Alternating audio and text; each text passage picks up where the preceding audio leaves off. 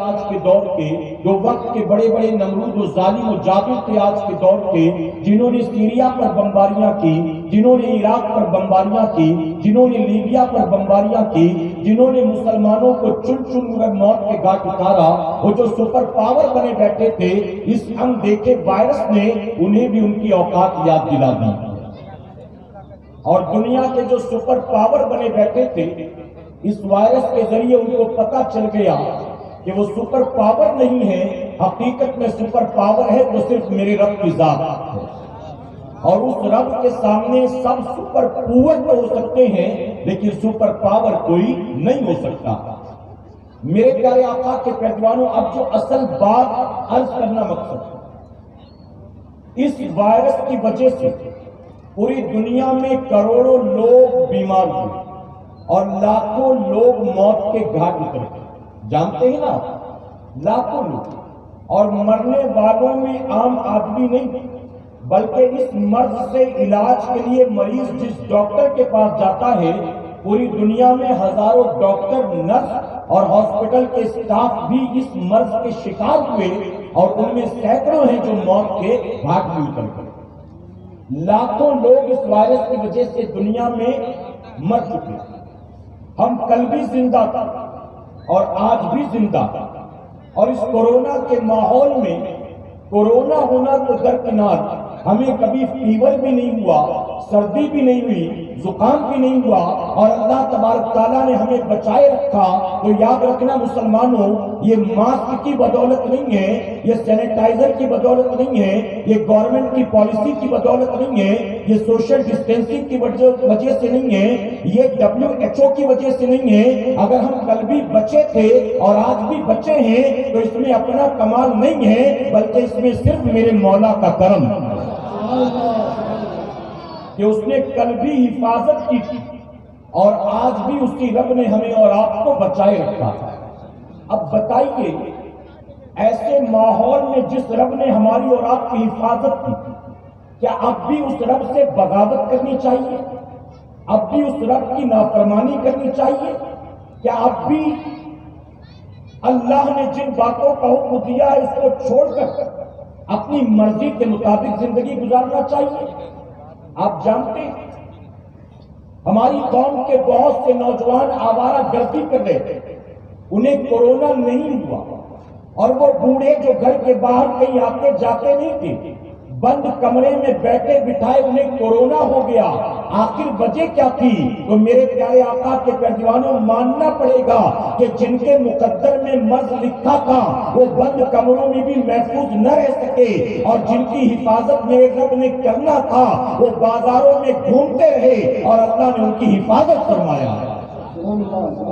ایک بزرگ بازار کے آخری کونے میں بیٹھ کر کوئی چیز بیچا کرتے تھے، ایک نوجوان کو اتفاق سے اسی چیز کی ضرورت پیش آئی، وہ بازار میں آیا، تلاش کرتے کرتے تھک گیا، کہیں وہ چیز نہیں ملی، کسی نے پتہ بتایا کہ آخری کونے میں جاؤ، تمہیں بابا ملیں گے، ان کے پاس تمہاری ضرورت کا سامان مل جائے گا۔ توجہ ہے نا آپ کی؟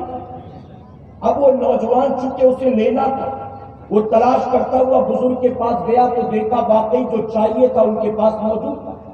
اس نے سودا کیا، مال لیے، پیسے دیے، اور دینے کے بعد جب جانے لگا تو کہا بابا ایک سوال پوچھوں اگر آپ ناراض نہ ہو؟ بزرگ نے کہا بتاؤ کیا سوال؟ تو نوجوان کہتا بابا بازار وہاں، دکانیں وہاں ہیں، بھیڑ بھاڑ وہاں ہے، کسٹمر وہاں ہے، بازار کی ساری رونقیں وہاں ہیں، وہ سب چھوڑ چھاڑ کے یہاں آ کے بیٹھے ایک کونے میں، اگر مجھے ضرورت نہ ہوتی تو میں آپ کو تلاش کرتا یہاں نہ آتا، یہاں بیٹھ کر فائدہ کیا؟ آپ بازار میں بیٹھو گراہکی زیادہ ہوگی، آپ بازار میں بیٹھو مال زیادہ بکے گا، آخر بازار چھوڑ کر یہاں آ کر بیٹھے وجہ کیا مجھے سمجھ میں نہیں آتا۔ تو جانتے بزرگ نے کیا کہا؟ بزرگ نے کہا بیٹا میں تیرے سوال کا جواب دوں گا لیکن پہلے تو میرے ایک سوال کا جواب دے۔ نوجوان نے کہا بتائیے آپ کا کیا سوال؟ بزرگ فرماتے ہیں کہ بیٹا بتا، اگر موت کا فرشتہ اللہ کے حکم سے میری روح قبض کرنے کے لیے آئے تو کیا بازار میں ڈھونڈ کر واپس چلا جائے گا، دکانداروں میں دیکھ کر واپس چلا جائے گا، یا روح قبض کرنے کے لیے وہ یہاں تک آئے جائے گا. وہ نوجوان نے کہا بابا کیسی بات کر رہے ہو؟ ارے جب فرشتہ روح نکالنے آئے گا تو آپ یہاں نہیں اپنے گھر میں ہوں گے تو وہاں بھی وہ پہنچ جائے گا. آپ 1000 پیروں میں ہوں گے تو بھی وہ وہاں پہنچ جائے گا. آپ 1,00,000 پردوں میں ہوں گے تو بھی وہ وہاں پہنچ جائے گا. موت کا فرشتہ جب روح نکالنے آئے گا تو آپ دنیا کے جس کونے میں ہوں گے فرشتہ آئے گا اور مقررہ وقت پر آپ کی روح کو کھینچ کر لے جائے گا. آپ چاہے جہاں بھی ہو بچ نہیں سکتے. تو بزرگ نے کہا یہی تیرے سوال کا جواب ہے. اے نوجوان سن لے, جب موت کا فرشتہ روح نکالنے کے لیے مجھے زمین پر تلاش کر سکتا ہے تو اللہ کا وہ فرشتہ جو میرے حصے کی روزی لے کر روزانہ آتا ہے, میں دنیا میں کہیں بھی ہوں وہ میرا رزق دینے کے لیے مجھے تلاش کر سکتا ہے. اسے کہتے ہیں توکل, اسے کہتے ہیں اللہ کی ذات پر بھروسہ. میرے پیارے آقا کے پیروانوں کیا بتاؤ, اس کا 1% بھی ہمارے اور آپ کے حصے میں آیا. ہم بچ گئے تو لگتا ہے یہ اپنا کمال, اپنا کمال. ہم جوان ہیں نا اس لیے ہم کو کورونا نہیں ہوا. ہمارا اسٹیمنا زیادہ مضبوط ہے اس لیے ہم کو کورونا نہیں ہوا. ہم ڈاکٹر کے رابطے میں رہتے اس لیے ہم کو کورونا نہیں ہوا. ہم نے پہلے سے پریکاشن لے لیا تھا اس لیے ہم کو کورونا نہیں ہوا. ہم ماسک لگاتے ہیں, سینیٹائزر استعمال کرتے ہیں اس لیے ہم کو کورونا نہیں ہوا. میرے پیارے آقا کے پیروانوں, کیا آپ ڈاکٹر سے زیادہ پریکاشن لیتے ہیں, آپ ڈاکٹر سے زیادہ احتیاط کرتے ہیں؟ وہ تو آپ کو بتانے والے تھے, پھر ان کو کیسے ہو گیا؟ پتا چلا ان کے مقدر میں لکھا تھا اور آپ کے مقدر میں نہیں تھا, تو رب نے حفاظت کی. اب میں آپ سے پوچھتا ہوں, اللہ تبارک تعالیٰ نے ایسے ماحول میں بھی جب لوگوں کو جان کی پڑی تھی, ارے ایک باپ جس کا کورونا کی وجہ سے انتقال ہوا, اگر 4 جوان بیٹے تھے تو باپ کے مرنے کے بعد 4 بیٹوں میں سے ایک بیٹا اپنے باپ کے جنازے کو کاندھا نہیں دے سکا ہے. اگر کسی کے 25-30 سال کے جوان بیٹے کا انتقال ہوا, 68 سال کا بوڑھا باپ روتا رہ گیا, اپنے باپ اپنے بیٹے کے منہ کو دیکھ نہ سکا. اسپتال والوں نے پیکٹ میں پیک کیا اور کہا قبرستان میں 4 بجے آ جانا, ہم تمہارے بیٹے کی لاش کو وہاں لے کر آئیں گے. نہ غسل دینے کا موقع تھا, نہ کفن پہنانے کا موقع تھا, نہ آخری بار چہرہ دکھایا گیا, نہ نماز جنازہ پڑھنے کی اجازت دی گئی, اور میت کو قبر میں اتارا نہیں گیا بلکہ لے جا کر پھینکا گیا ہے. آپ نے سوشل میڈیا پر وہ مناظر دیکھے ہوں گے. یہ سب دیکھنے کے بعد بھی میری قوم کے جوانوں, اگر تم ہوش کے ناخن نہیں لوگے, اگر تم سدھرنے کا نام نہیں لوگے, اگر رب کی بارگاہ میں توبہ نہیں کرو گے, اگر اپنے رب کو راضی نہیں کرو گے, اگر اپنے نبی کو راضی نہیں کرو گے, اپنے رب سے صلح نہیں کرو گے, تو بھلا بتاؤ کب کرو گے؟ جب موت کا فرشتہ سرہانے آ کر کھڑا ہوگا اور روح کو کھینچنا شروع کرے گا, تب کہو گے تھوڑی سی مہلت دے دے, میں داڑھی رکھ لوں, تھوڑی سی مہلت دے دے, میں توبہ کر لوں, تھوڑی سی مہلت دے دے, میں کرتا پیجامہ سلوا لوں, تھوڑی سی مہلت دے دے, حضور کی سنت کا عامل بن جاؤ. کیا بتاؤ تب موت کا فرشتہ مہلت دے گا؟ ارے جو اپنی دنیا کی طاقت کے زور پر, جو وقت کے حکمراں تھے جنہوں نے خدائی کا دعویٰ کر رکھا تھا, موت کے فرشتے نے اس نمرود کو بھی موقع نہیں دیا, اس فرعون کو بھی موقع نہیں دیا, اس ہارون و شداد کو بھی موقع نہیں دیا. جب موت کے فرشتے نے وقت کے بڑے بڑے دجالوں کو موقع نہیں دیا, تو کیا بتاؤ تمہاری روح قبض کرنے سے پہلے تمہیں مہلت دی جائے گی, تمہیں وارننگ دی جائے گی, تمہیں توبہ کا موقع دیا جائے گا. میرے پیارے آقا علیہ الصلوۃ والتسلیم کے پیروانوں, اگر تم نے آج بھی رب کی بارگاہ میں رجوع نہیں کیا, تم نے آج بھی اپنے رب کی بارگاہ میں توبہ نہیں کی, تو کل زندگی موقع دے گی یا نہیں دے گی اس کی کوئی گارنٹی نہیں ہے. اس لیے آج ضرورت اس بات کی ہے, اس اجتماع میں آنے والوں آئے تھے تو دامن گناہوں سے داغدار تھا, آئے تھے تو بے نمازی تھے, آئے تھے تو داڑھی منڈا گئے تھے, آئے تھے تو ماں باپ کے باغی تھے, آئے تھے تو سنتوں کے تعریف تھے, آئے تھے تو ناچ گانے کے شوقین تھے, آئے تھے تو فلموں ڈراموں کے شوقین تھے, آئے تھے تو موبائل میں گندے گندے ویڈیو بھرے پڑے تھے, آئے تھے تو رات رات بھر پب جی کھیلا کرتے تھے, ٹک ٹاک کے ویڈیو دیکھا کرتے تھے, یوٹیوب پر گندی فلمیں تلاش کیا کرتے تھے, آئے تھے تو اللہ رسول کے باغی تھے. لیکن اس اجتماع سے اٹھنے سے پہلے یہ طے کر کے اٹھنا, میں صرف کانوں کے چسکے کے لیے نہیں آیا ہوں, میں اپنی آخرت کو سنوارنے کے لیے آیا ہوں, میں صرف چند نعروں کے لیے نہیں آیا ہوں, میں بھیڑ بھاڑ دیکھنے کے لیے نہیں آیا ہوں, بلکہ اپنی آخرت کو سنوارنے کے لیے آیا ہوں. اور اس یقین کے ساتھ اگر یہاں بیٹھو گے، یاد رکھنا اس مجمع میں کون ہے میں نہیں جانتا، یہ میرے رب کا فیصلہ ہوگا۔ وہ اپنے کس بندے کو توبہ کی توفیق دے گا، وہ کس بندے کو نماز کی توفیق دے گا، وہ کس بندے کو داڑھی کی توفیق دے گا، وہ کس بندے کو گناہ سے نکال کر نیکی کے راستے پر چلائے گا میں نہیں جانتا، لیکن وہ خوش نصیب کون ہوگا یقیناً میرے رب نے فیصلہ کر لیا ہوگا۔ اس لیے اے سنی اجتماع میں آنے والوں، میں آپ تمام سے کہوں گا، آپ یہاں آئے ہو تو یہ طے کر کے آنا میں اپنی دنیا اور آخرت سنوارنے آیا ہوں، اپنے نبی کو راضی کرنے آیا ہوں، اپنے رب سے صلح کرنے آیا ہوں، اپنی قبر کو سنوارنے آیا ہوں، اپنی جنت کو بنانے آیا ہوں۔ میرے پیارے آقا علیہ الصلوۃ والتسلیم کے دیوانوں، میں علماء کی موجودگی میں بہت معذرت کے ساتھ ایک بات کہوں، صرف بوکارو چاس کا مسئلہ نہیں ہے۔ آج ہندوستان کے جس علاقے میں بھی ہمارا آنا جانا ہوتا ہے، ہر علاقے میں ہم پوچھتے ہیں کہ عنوان کیا ہے، گفتگو کس عنوان پر کرنا ہے، تو سب سے پہلی بات یہ ہوتی ہے کہ ہمارے علاقے کے نوجوان آوارہ ہو چکے، ہمارے یہاں نشہ عام ہو چکا، ہمارے یہاں انٹرنیٹ کی برائی عام ہو چکی، ہمارے یہاں لڑکیوں کا بھاگنا عام ہو چکا، اور کون کون سی چیزیں میں آپ کو گناؤں۔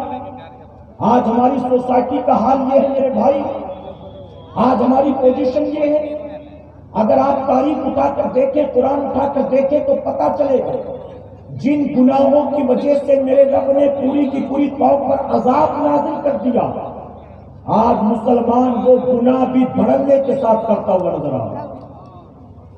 نشہ کیا بتائیے عام نہیں، بلکہ کبھی کبھی تو مجھے معذرت کے ساتھ کہنا پڑتا ہے، سنیوں اگر آج یزید زندہ ہوتا تو وہ بھی شرم سے ڈوب مرتا آج کے چرچیوں گجیریوں کو دیکھ کر۔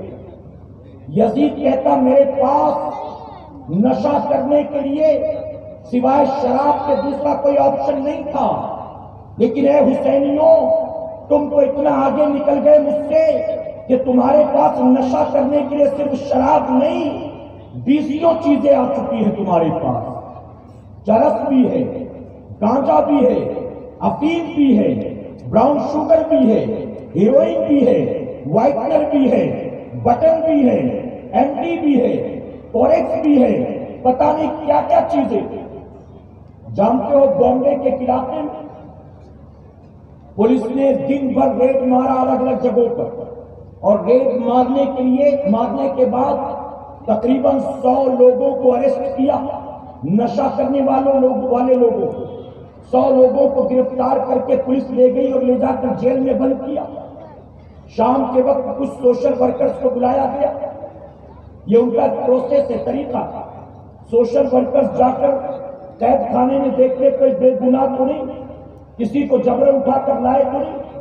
جانتے 70-75 سال کا سوشل ورکر جو عیسائی تھا، اسی علاقے میں میرا پروگرام تھا، وہ پروگرام میں آیا اور آنے کے بعد کہتا ہے گرو جی ایک بات کہوں، آپ ناراض تو نہیں ہوں گے؟ میں نے کہا نہیں بتائیے کیا بات۔ اس نے کہا گرو جی مجھے آپ کو بتاتے ہوئے بڑی شرم آ رہی ہے، لیکن آپ چونکہ اس پر بولتے ہیں اس لیے مجبوراً بولتا ہوں۔ میں نے کہا بتائیے کیا بات۔ اس نے کہا وہ 100 لوگ جن پر پولیس نے دن بھر الگ الگ جگہوں سے دھرا پکڑا تھا، شام کو جب ہم کو لے جا کر دکھایا گیا تو گرو جی مجھے افسوس ہوا دیکھ کر کہ 100 میں 90 لوگ آپ کے دھرم کے ماننے والے، 90 لوگ مسلمان۔ آپ سوچیں جن برائیوں کے دروازے میرے نبی نے 1450 سال پہلے بند کر، آج ہر اس برائی کے دروازے پر بھکاری بنا ہوا آپ کو قوم مسلم کا نوجوان کھڑا نظر آ رہا ہے۔ میں پوچھتا ہوں آپ بتائیں کیا کسی مسلمان کو یہ پتا نہیں ہے کہ شراب حرام ہے؟ کیا آپ کو پتا نہیں شراب حرام ہے؟ اگر کوئی کہے مجھے پتا نہیں، میں کہوں گا تو کس دنیا میں رہتا ہے؟ شراب حرام ہے تجھے پتا نہیں ہے؟ میرے آقا صلی اللہ علیہ وسلم نے فرمایا ہر نشہ پیدا کرنے والی چیز حرام، اور ایک مقام پر فرماتے ہیں جس کی کثرت میں نشہ ہو اس کی قلت بھی حرام، یعنی جس کو زیادہ پینے سے نشہ ہو اس کا تھوڑا سا پینا پلانا بھی حرام۔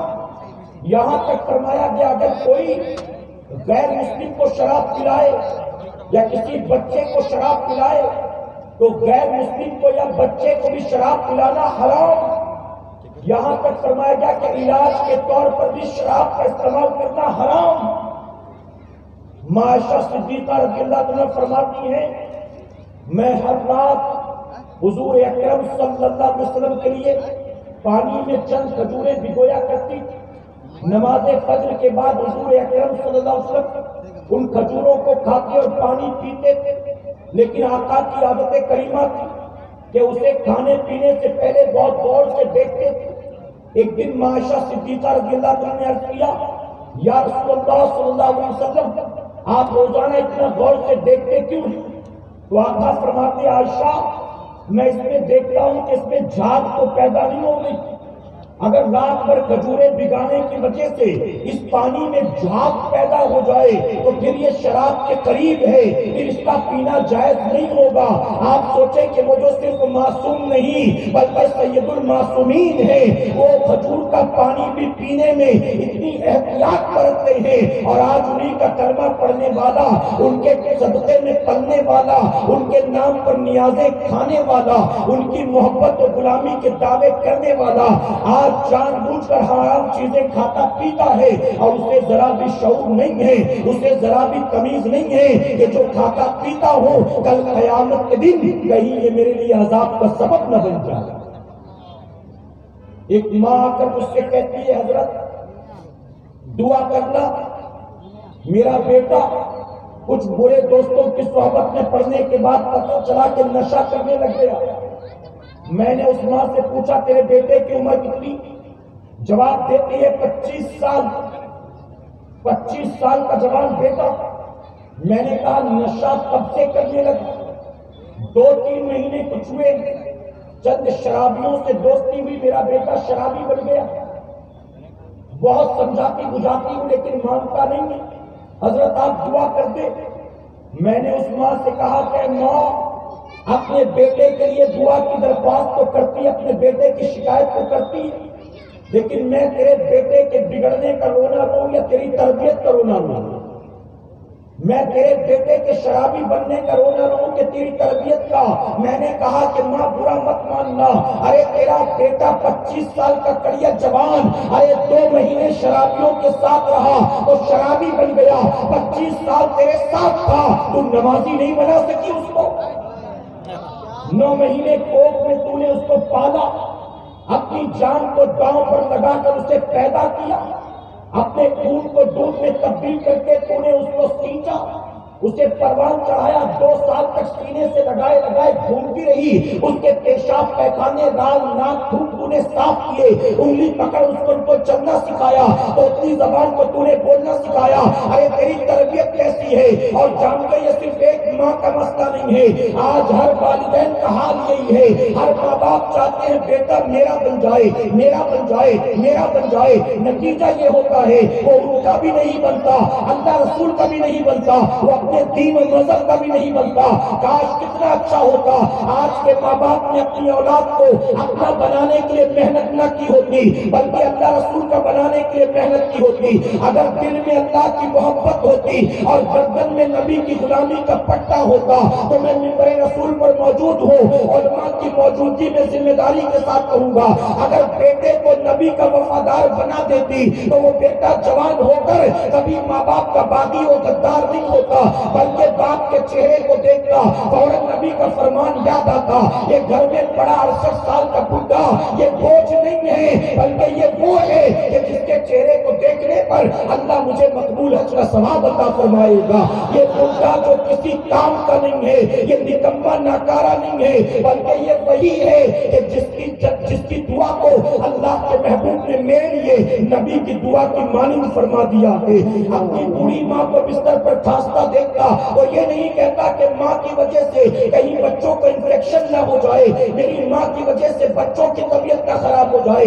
اپنی بیوی سے یہ نہیں کہتا امی کے پاس بچوں کو جانے مت دینا, امی کو 2-3 دن سے کھانسی بہت آ رہی ہے, بلکہ بستر پر ماں پڑی ہوتی, وہ کسی کام کاج کی نہیں ہوتی, لیکن ماں کے قدموں کو پکڑ کے کہتا اے میری ماں ماں میرے لیے دعائیں کرنا۔ جب نبی کا وفادار ہوتا تو ماں کا چہرہ دیکھ کر نبی کا فرمان یاد آتا، یہ کوئی معمولی عورت نہیں ہے بلکہ یہ وہی ہے جس کے قدموں کے نیچے اللہ کے محبوب نے میری جنت کو رکھ دیا ہے۔ میرے پیارے آقا علیہ الصلوۃ والتسلیم کے پیروانوں، آج اولاد کو جو تربیت ملنی چاہیے، آج اولاد کو ماں باپ سے جو ملنا چاہیے، کیا وہ ملتا ہے؟ بچوں کو اچھے سے اچھے اسکول میں ہم داخل کرا دیتے ہیں اور پوری طرح ڈپینڈ ہو جاتے ہیں اسکول پر، کالج پر، یونیورسٹی پر۔ یاد رکھیں، اسکول سے، کالج سے، یونیورسٹی سے تعلیم ملتی ہے، تربیت نہیں۔ اولاد کو تربیت ماں باپ دیا کرتے ہیں، لیکن تب جب ماں باپ خود دیندار، ماں باپ جب خود قرآن و سنت کے عامل۔ میرے پیارے آقا علیہ الصلوۃ والتسلیم کے پیروانوں، آج نشاور چیزوں کا مسلمان اتنا عادی ہو گیا ہے۔ میں آئیے آپ کو ایک مفتی صاحب کا واقعہ بتاتا ہوں۔ یہ اپنی طرف سے بنائی ہوئی بات نہیں، سنی سنائی بات نہیں، سنے یہ ریئل فیکٹ، یہ گراؤنڈ ریئلٹی۔ ایک مفتی صاحب کے پاس ایک خاتون آئی، ان کے ساتھ میں 22-23 سال کی ایک لڑکی تھی۔ توجہ ہے نا آپ کی؟ 22-23 سال کی لڑکی مفتی صاحب کے پاس وہ خاتون آ کر کہتی، حضرت اس کا شوہر 3-4 مہینے سے لاپتہ ہو چکا، آپ فتویٰ لکھ کر دے دیں تاکہ میں اس کا کہیں اور نکاح کرا دوں۔ مفتی صاحب نے کہا ایک کام کریے، آپ مجھے اپنا نام، پتہ، فون نمبر، اس کے شوہر کا نام، پتہ، فون نمبر سب لکھا دیں، میں تلاش کرنے کی کوشش کروں گا۔ آپ 15 دن کے بعد آئیں۔ وہ خاتون چلی گئی، 15 دن کے بعد واپس آئی۔ مفتی صاحب سے کہا، حضرت آپ نے فتویٰ تیار کر لیا؟ مفتی صاحب نے کہا، میں نے اپنے طور پر بہت تلاش کرنے کی کوشش کی لیکن اس کے شوہر کا کہیں پتہ نہیں چلا۔ اب ایک کام کرو، اگلے مہینے کی 1 تاریخ کو آپ آنا، میں اخبار میں خبر ڈال دیتا ہوں، ممکن ہے کہ وہ شہر سے باہر نکل گیا ہو تو اس پر خبر پہنچے اور واپس آ جائے۔ مفتی صاحب نے پھر روانہ کر دیا، وہ خاتون چلی گئی مطمئن ہو کر۔ مفتی صاحب نے اخبار میں خبر شائع کر دی، اگلے مہینے کی 1 تاریخ کو واپس آئی، تقریباً 40 دن ہو چکے تھے آنے جانے میں۔ اگلے مہینے واپس آئی، کہا حضرت فتویٰ تیار ہے۔ مفتی صاحب نے کہا خبر دے کر بھی 10 دن ہو گئے لیکن اس کے شوہر کا کوئی پتہ نہیں چلا، تمہیں تھوڑا اور انتظار کرنا پڑے گا، کچھ دن اور رک جاؤ۔ تو خاتون ناراض ہو گئی، کہنے لگی مفتی صاحب بار بار دھکے کیوں کھلا رہے ہیں؟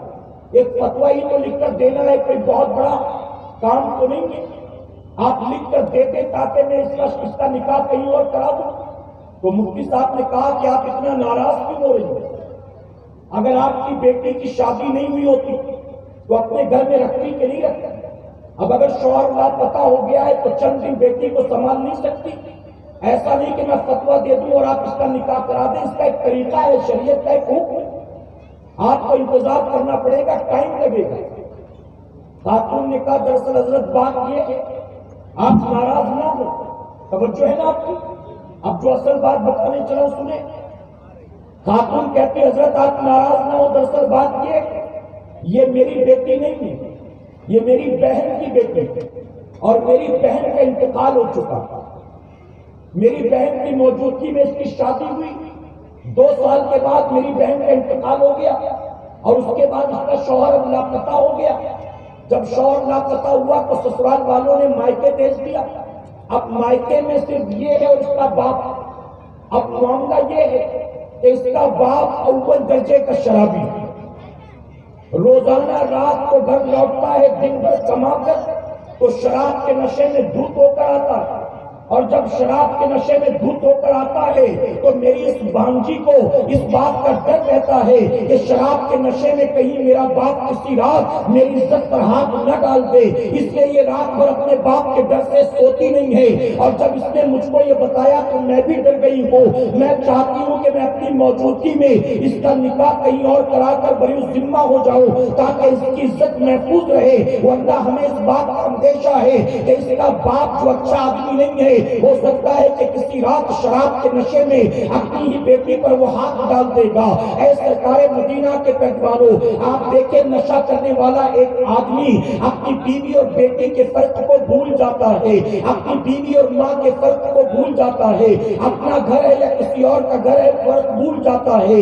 آپ دیکھیں کہ نشہ کرنے والا آدمی جب نشے کا عادی ہو جاتا ہے، دن بھر محنت کرنے کے بعد اگر 100 150 200 روپے کماتا ہے تو 200 روپے کمانے کے بعد اسے ماں کی دوائیں یاد نہیں آتی، اسے بچے کی فیس یاد نہیں آتی، اسے گھر کا راشن یاد نہیں آتا، اسے بجلی کا بل یاد نہیں آتا، اسے گھر میں بوڑھی ہوتی بیٹیاں بن بیاہی یاد نہیں آتی، بلکہ نشہ کرنے کا عادی جب انسان ہو جاتا ہے اور 4 پیسے اس کے ہاتھ رکھتے ہیں تو سب سے پہلے وہ اپنی ضرورت کو پورا کرتا ہے، اپنے نشے کو پورا کرنے کی کوشش کرتا ہے۔ اور آج یہ برائی ہماری سوسائٹی میں تیزی کے ساتھ پھیلتی چلی جا رہی ہے۔ اے سرکار مدینہ علیہ الصلوۃ والتسلیم کے پیروانوں، حدیث مبارکہ میں آتا ہے ایک آدمی اگر شراب کا ایک قطرہ حلق سے نیچے اتارتا ہے، ایک بوتل کی بات نہیں کی میرے نبی نے، ایک بیگ کی بات نہیں کی میرے نبی نے، بلکہ فرمایا ایک قطرہ بھی حلق کے نیچے اتارے گا اور بن توبہ کیے مرے گا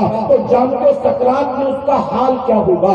اللہ اکبر۔ حالت سکرات میں فرمایا گیا اس کا گلا سوکھ کر اس طرح سے کانٹا بن چکا ہوگا، ایسی پیاس کی شدت ہوگی اس نشہ کرنے والے کا وہ حال ہوگا کہ دنیا کے سارے سمندر بھی اٹھا کر اس کے منہ میں اونڈیل دیے جائیں گے تو بھی وہ دنیا سے پیاسا ہی مرے گا۔ اور جانتے ہو جب پیاس کی حالت میں مرنے کے بعد وہ جہنم میں جائے گا تو جہنم میں بھی پیاس کی شکایت کرے گا، العطش العطش العطش، ہائے پیاس ہائے پیاس ہائے پیاس۔ جب پانی کی پیاس کی شدت ہوگی وہ پانی مانگے گا۔ وہ فرمایا گیا فرشتے اس کو ایک جہنمی کی کھوپڑی میں جہنمیوں کے جسم سے بہنے والے خون اور پیپ کو جمع کر کے دیں گے، اور ایک روایت میں یہاں تک آتا ہے فاحشہ عورت کی شرمگاہ سے بہنے والے خون کو اس جہنمی کی کھوپڑی میں رکھا جائے گا اور اس شرابی کو دیا جائے گا، اس چرسی گجڑی اور نشری کو دیا جائے گا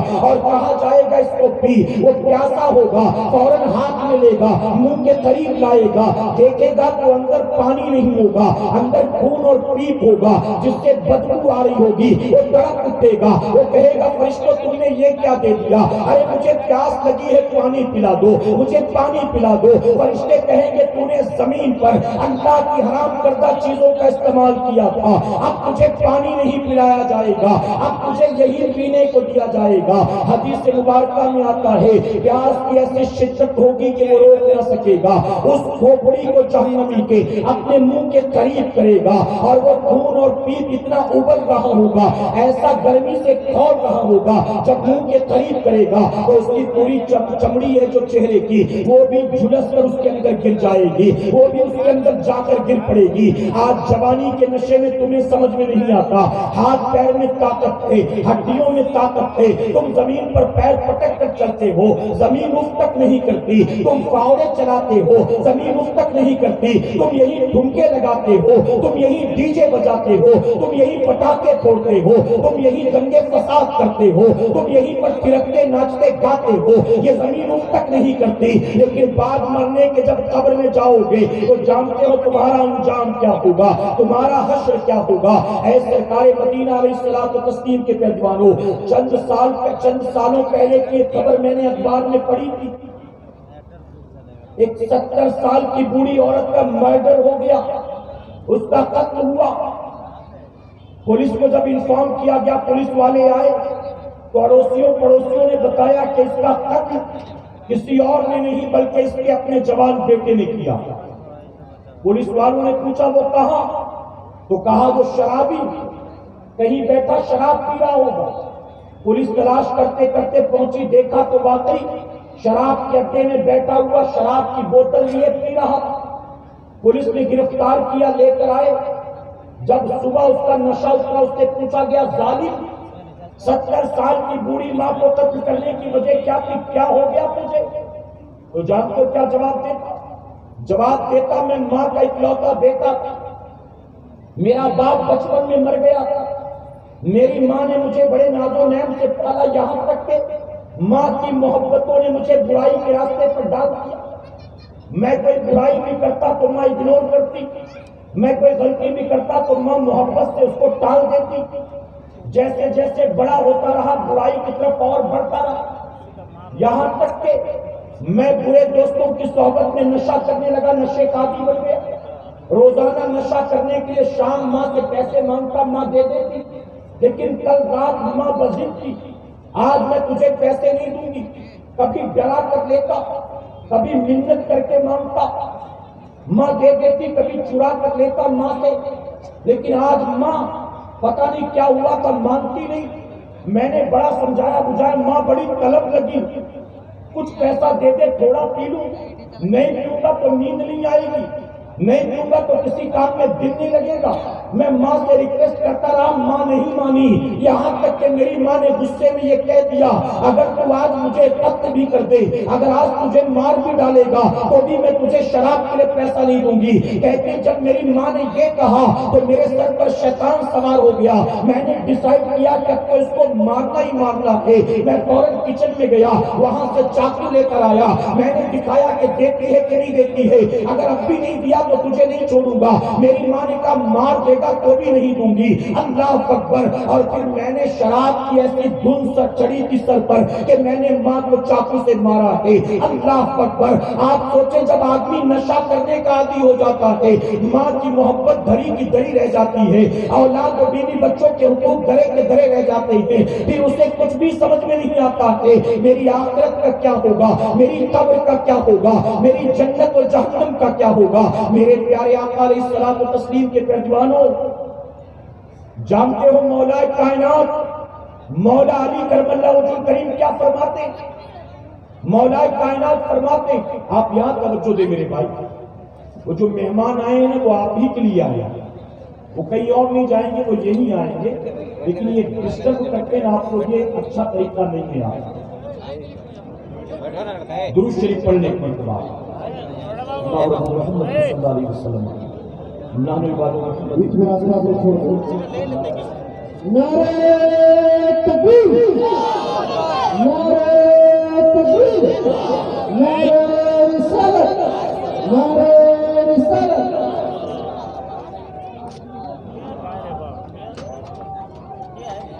اور اہل سنت مسلک اعلیٰ حضرت، نعرہ تکبیر، نعرہ رسالت۔ سید علی قادری صاحب قبلہ، سید علی قادری صاحب قبلہ، اور غوث اعظم، نعرہ تکبیر، نعرہ رسالت۔ مسلک اعلیٰ حضرت، مسلک اعلیٰ حضرت، نعرہ تکبیر، نعرہ